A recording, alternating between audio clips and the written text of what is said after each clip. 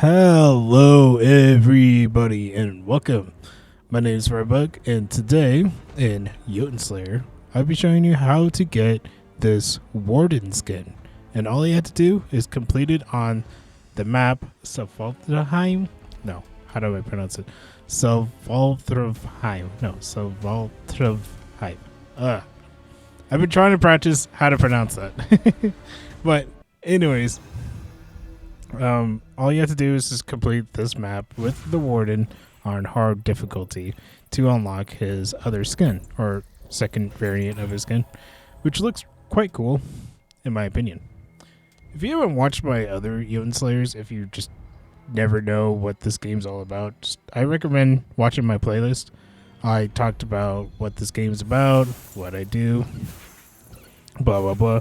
And I also covered all the other characters besides Jotunnslayer. So go check out my other videos, then come back to this one. But for the Jotunnslayer is going to be next, so subscribe so you don't miss out. Alright, after all that being said, this is what I'm going to show you what build works best for me with the Warden. So again, typical as usual. Well, since this one's more as an older clip, I kind of relied on Scotty and Odin way too much, which I'm going to show you on this one as well. But I actually learned that Warden actually pairs up very well with Thor. And the reason why he actually pairs up with Thor pretty well, and again, I didn't use Thor in this video since this is an older video, but I still got the skin. So you just copy the build and hopefully this build works best for you, and blah blah blah blah. You heard it all the time, so and during this series you probably heard that like all the time. But at the end I'm probably going to show you what I build, what works best for me with the Warden. But I came to a discovery more recently when I kept playing this game, because I play this game off screen and not just consistently post Jotunnslayer, but I do play this game off the screen, trying to just perfect what's really good for each of the characters. And what I find out is Warden's actually really good with Thor, and because Warden has a passive in one of his like upgrades that when you upgrade it, he has a chance to stun enemies and shock them. So the shock damage can be applied with Thor as well, because you can have Thor's abilities to, increase shock damage. So you could pair that really well with each other, which I didn't know that for quite some time. And I was thinking showcasing that build once I'm done with all of the skins, or the how-to series of how to get this skin, how to get this skin for this character, blah blah blah. And I just thought it'd be quite interesting to really sit there, tell you guys all the different like builds that I have for each of the characters, what I've come to the conclusion what works best for each one. And it might help you guys too, because I've made how to get each of the skins. I also made how to farm gold farm. If you haven't watched that one, I highly recommend watching that one. I know there was some confusion about really what gold farm is in this game. There's no actual like different game modes. There's just like different maps. And I found that one map, my last video. Oh, what was it called? Jotunhelm, right? So I used Jotunhelm for an example, even though it's a harder map, of course. And what I found was a modifier called Greed on that map. And some other maps, I don't know off the top of my head, but some other maps also have that modifier. I had a comment and I don't know if I misread it or anything, but they were asking about how efficient is this kind of like gold build? I think what the person was trying to say is like, how is it such a difference to play on the hardest difficulty to like a normal one? I don't know if I said this in that last video, but basically you could play any game mode that works best for you, but the harder the difficulty, the more resources you get at the end. And that's like I was trying to clarify. I don't know if I said that in the video, but just to if you were watching the series, just to clarify, you can play any game mode, but the harder the difficulty, the more resources you actually get. And resources is counts to the gems. As you can see on the top left, you can see the gems and you can see the gold. So those are considered as just resources. And the harder the difficulty, the higher resources you can get. So I probably should have clarified that since I play the game quite often, like playing on the hardest difficulty is nothing to me at this point. Like, I don't struggle with this game at all. I don't think I've really found myself struggling. But I have to keep in mind that since I'm not struggling, it doesn't mean other people are not. So hopefully my videos is just a good guide for you guys to try to understand what to build, what to do. And maybe I can make a full guide of each of the characters. So when I go for the playing each character on insane difficulty for all the maps, I could probably talk about the builds, just more build guides for each of the characters, just more in depth. I would love to do a tier list because I believe, and I still believe, that Revenant is the best character in the game. So if you struggle on any difficulty, just pick Revenant. He's really strong. And I think I said this like in all of my videos. And in my opinion, I still believe Scotty's one of the most strongest gods. Odin is up there, but the more I play with Odin, the more I'm starting to realize, well, Odin has his benefits. And I usually just go for the mini Ragnarok, which I could understand. Most people don't really enjoy his abilities or all that. And I started to realize, okay, what else can really benefit here? Thor, I actually enjoy using Thor more as an aggressor kind of god. For let's say Loki and Freya. Loki and Freya actually pair up pretty well if you want to do more gold farm. And Loki has one of those passives that you could open a chest and actually have a chance to get a higher reward out of the chest, or even a god skill. God skills, when you get it out of the chest, is basically a free upgrade. You can get a god skill, and you can also get the Jotunnslayer skill. And usually it's a higher chance in regular, but Loki, and if you put points in it, he has a higher chance to unlock those to help you benefit like free upgrades. So just to clarify some things, right? I know I kind of touched about Njord. Njord, I still believe he's just not that great, in my opinion.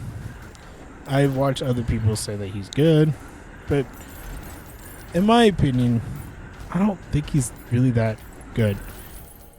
I feel like he's one of the weaker ones, and hopefully he gets buffed because some of his abilities, like the dolphin one, I feel like it's just not that good. The tentacles, yeah, it's good. And the, what is it?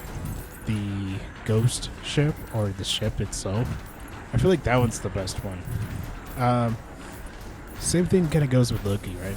Loki's good if you try to go for more opening chests.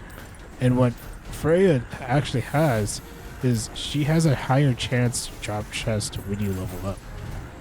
So That's why they pair up pretty well if you're trying to go for a gold build. But Freya also has like a lot of good things with her. The pushback is super strong.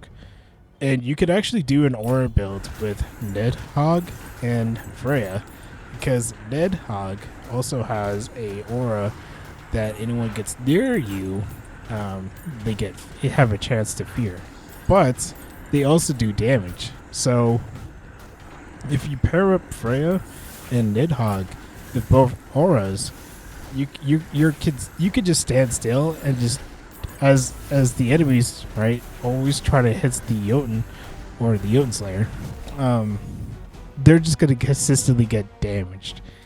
So that's a cool build that I figured out, and I want to share all those builds later in the series. I still believe that there's gonna be one more of the how to get the skin, and that's just with the Kinslayer. But Warden is pretty good. I feel like, of course, Revenant's like an S tier. Warden's actually high up there too, because he has a lot in his kit. You could do a full crit build, you could do attack speed, you could do just full tank. Like, he has the shields that are very strong that he has. He has a chance to, I think, counterattack. Or no, I think that's someone else, if I remember. But he's quite strong, and he's the tankiest character in the game. So lots of cool builds that you can do with him. If you're going for a tank build or just build in general, there's a passive that I highly recommend with Warden, and that's like the one that every time he eats food, he gets a permanent health buff. And now the health buff is like, yeah, it's permanent, and it's only like 10, right? Every time you pick up a food and eat it. But if you have a higher chance to drop food, which I don't know how to do it exactly, but I know that if you hit certain objects in the map, not the enemies, but certain objects like barrels, tree trunks. I'm just trying to think of what other ones. This map probably not the best ideal for trying to get the food, right? But there's other maps that you could actually break some parts of the environment, or there's some objects in the map that you could break and have a higher chance to drop food. I know sometimes when you do the objectives, they have a higher chance to drop food. Killing elites or bosses like the small minions or smaller elites, they have a higher chance to drop food, kind of like right there. And over time, if you could build up a lot of food on the map, you could get a lot of health, and it just keeps stacking because it's permanent. And that's a really good one, in my opinion, for a Warden. I think that's the one I just picked up. That's funny. But Warden has a lot in his kit that you could do. And later in the series, I still want to do like a full tier list and show you guys what best builds I have discovered. Even though this one's an older clip, I believe it's still great. And I do unlock the skin at the end. And hopefully this helps you guys. So, if there's any other questions, just feel free to ask them, like, in the comments, and I'll be happy to like answer them. I'm not trying to say like I'm an expert or anything. I'm not saying I'm a pro player in Jotunnslayer. I'm still learning, and I have an open mind. So, but if you have any questions, or if there's any knowledge you want to share with not just me, but for everybody that stops by this video, just feel free to type in the comments, because since I have a small YouTube channel, I don't mind reading them. Right? And it really just not just helps me, but it helps people that do eventually come over. They're like, oh, this is a cool video, and then they go to the comment section and see someone type like, oh, try this build. I think it would just really work out with the whole community.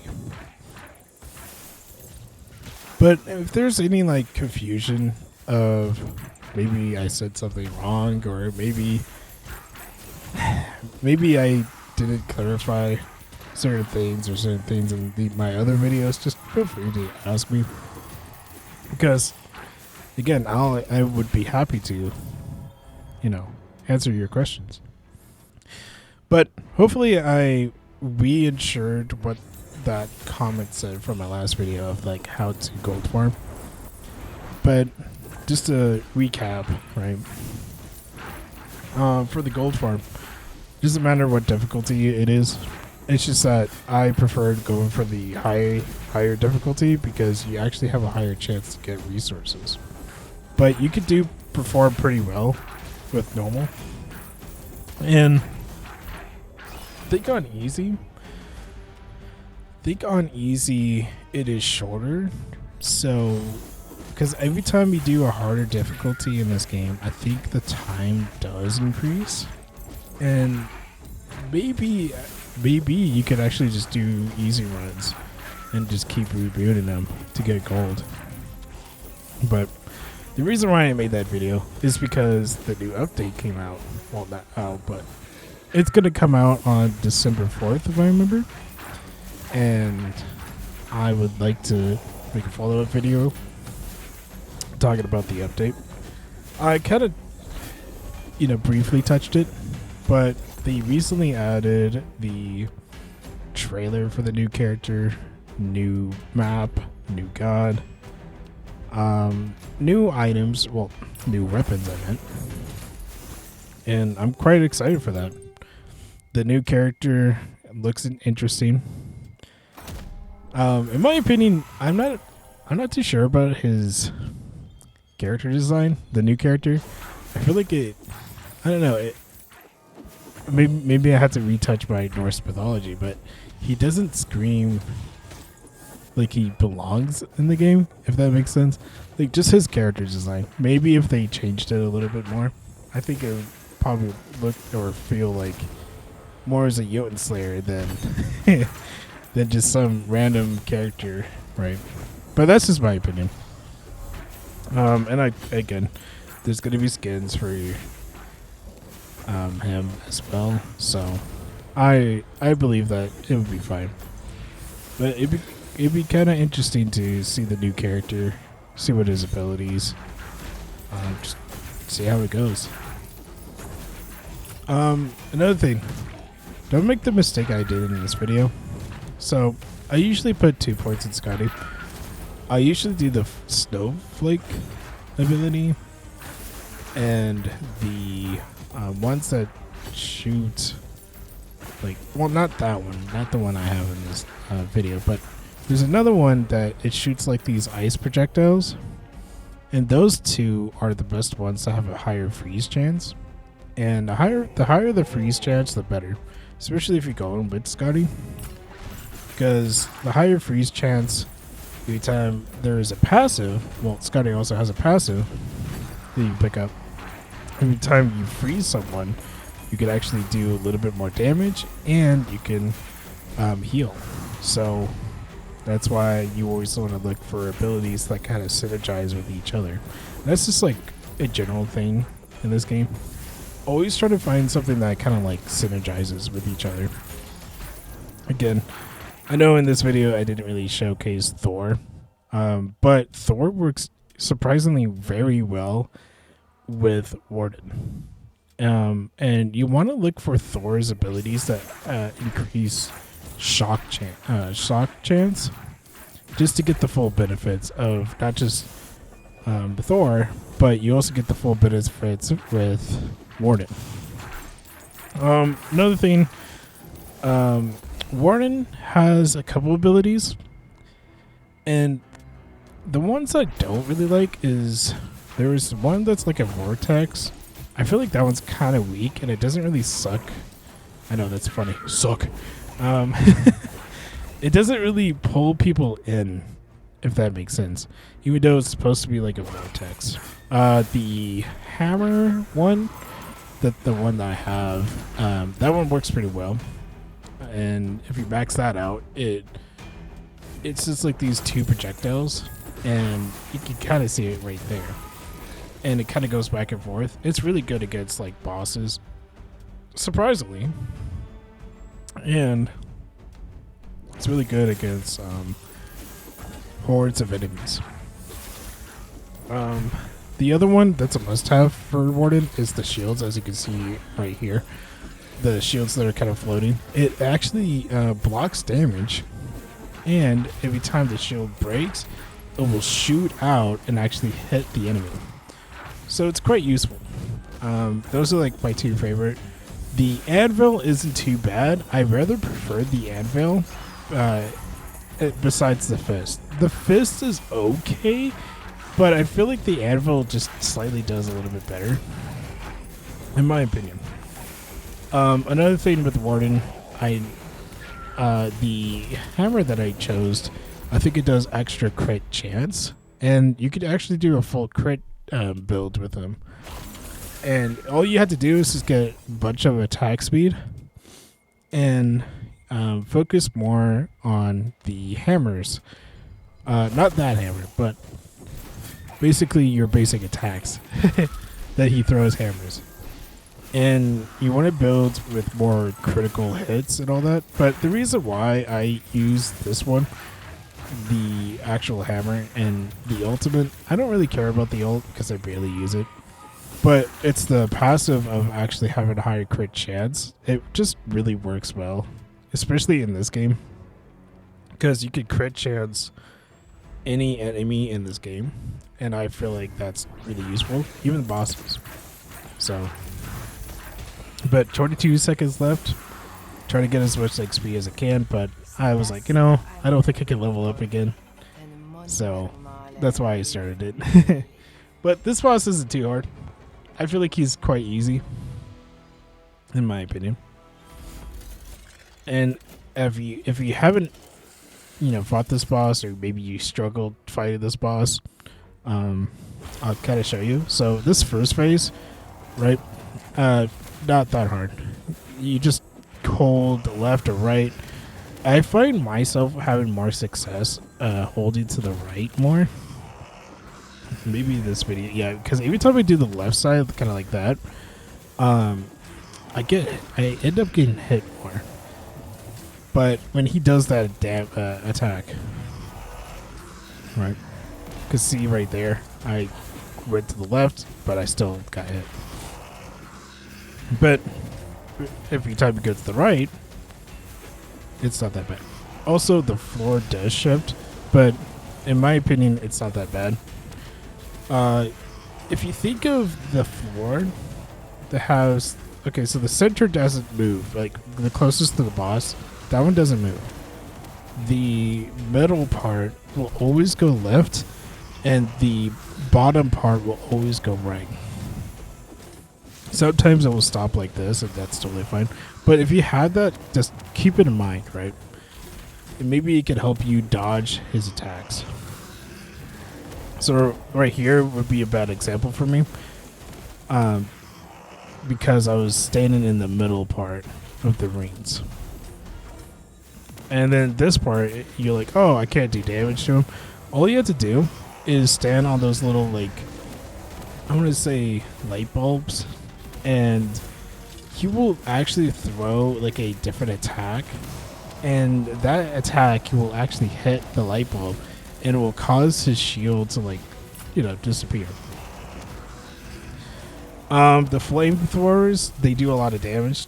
Try to stay away with them. Even as Warden is tanky, but he's not that tanky. So you always want to just keep in mind, like, just what to do. So right here, see how I'm using the back, like the far end of the ring to get to the right side, and then I went back to the middle to go to the left.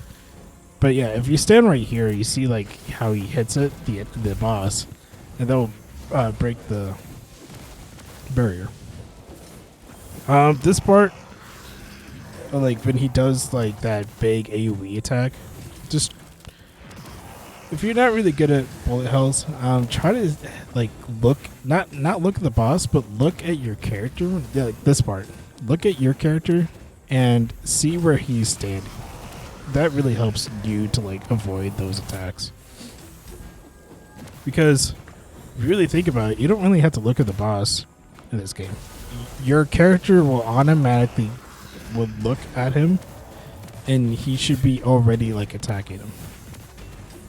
So just a little tip that helps me when I play bullet hells.